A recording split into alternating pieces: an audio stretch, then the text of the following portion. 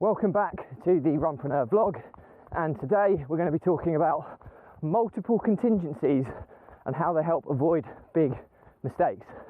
So the Runpreneur vlog is part of the Runpreneur challenge, which is our mission to save the lives of children by raising a staggering £1 million for 6 amazing children's charities, which between them cover the whole spectrum of issues affecting children on a global scale.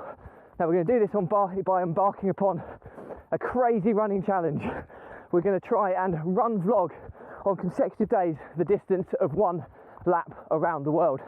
It's a staggering 11-year challenge of consecutive days worth of running at least 5 kilometres whilst vlogging and doing it barefoot style. To put some perspective around it, it's 40,075 kilometres, just shy of 25,000 miles, so it's hugely epic.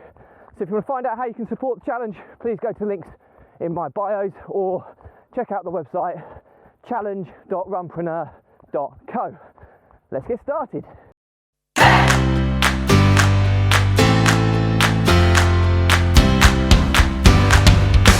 So, what is contingency planning first and foremost, and how does it help avoid those big mistakes? So contingency planning is a backup plan, okay? It's plan B, plan C, plan D when plan A fails. That is what contingency planning is all about. And if you're in any form of business or entrepreneurship or just in day-to-day life and you have goals and milestones to achieve, then contingency planning is a significant part of the process to enhancing the chances and the likelihood of you achieving those goals and milestones. However you slice and dice it, life isn't just a straight line of simplicity. Things don't always go to plan. Things often are more likely to go wrong than to go to plan, and certainly when you're trying to achieve something that's important to you, like a goal or a milestone. So being prepared and constantly having a contingency strategy is of paramount importance to ensure when A doesn't work, you move to B. When B doesn't work, you move to C. And it might be that you end up getting to contingency plan E, F, G, or maybe S or T, you know. That's how many contingencies you may go through before you get to your goal or your milestone.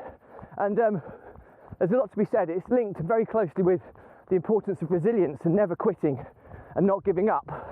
But by having multiple contingency plans, it enables you to keep going and keep trying, keep persevering, which is so important. So how does this work? Well, the way I kind of deal with contingency planning, I'll always have at least one contingency plan, but I'll also have some kind of looser ideas in the back of my mind.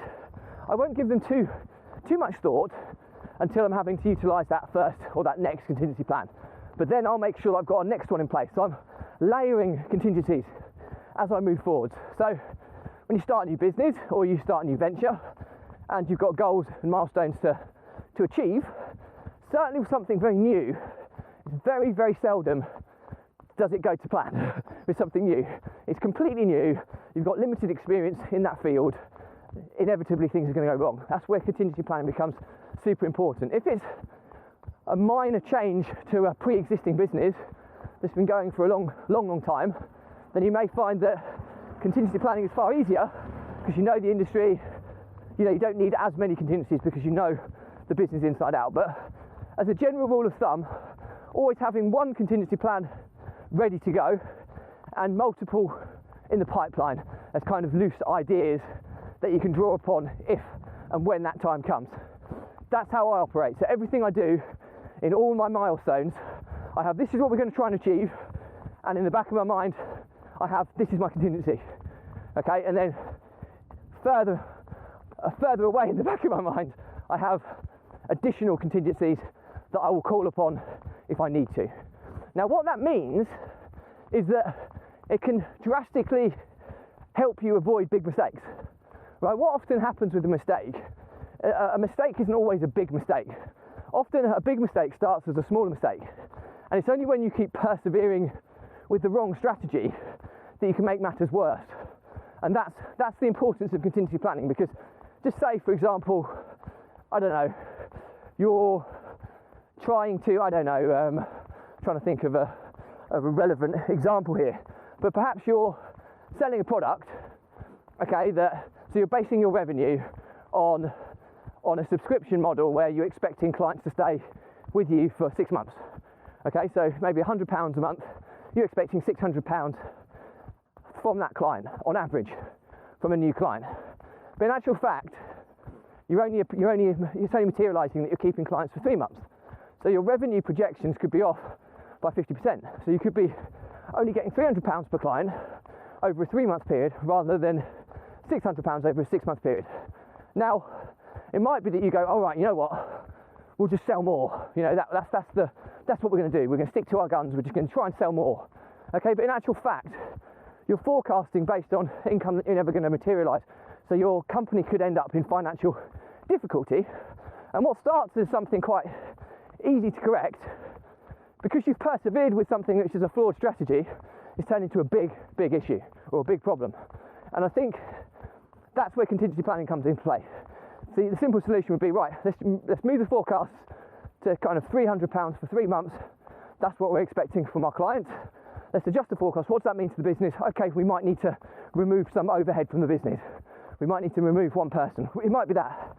But that contingency plan has allowed you to continue trading solvently, which is really, really important. So, and then you might have some other contingencies that, okay, if worst comes to worst, we'll cut out this software subscription and we'll do it more manually for a temporary period of time.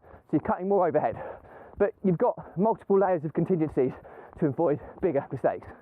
So hopefully that's given you an understanding on the importance of contingency planning and why whenever you embark upon any project, you always need to have at least one contingency plan. Really, really important.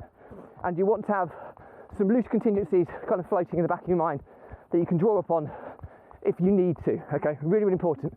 And I explained before that when you start something or a new project, quite often in many situations in my career, I've drawn upon contingency plan, ST, UV, you've got right the way from A, B, C, D all the way through, because things change. You have to pivot, be dynamic, and be able to have a backup plan when things don't go the way you want them. So hopefully this episode's given you enough insight and understanding to why contingency planning is so important and how, if used effectively, can avoid big mistakes.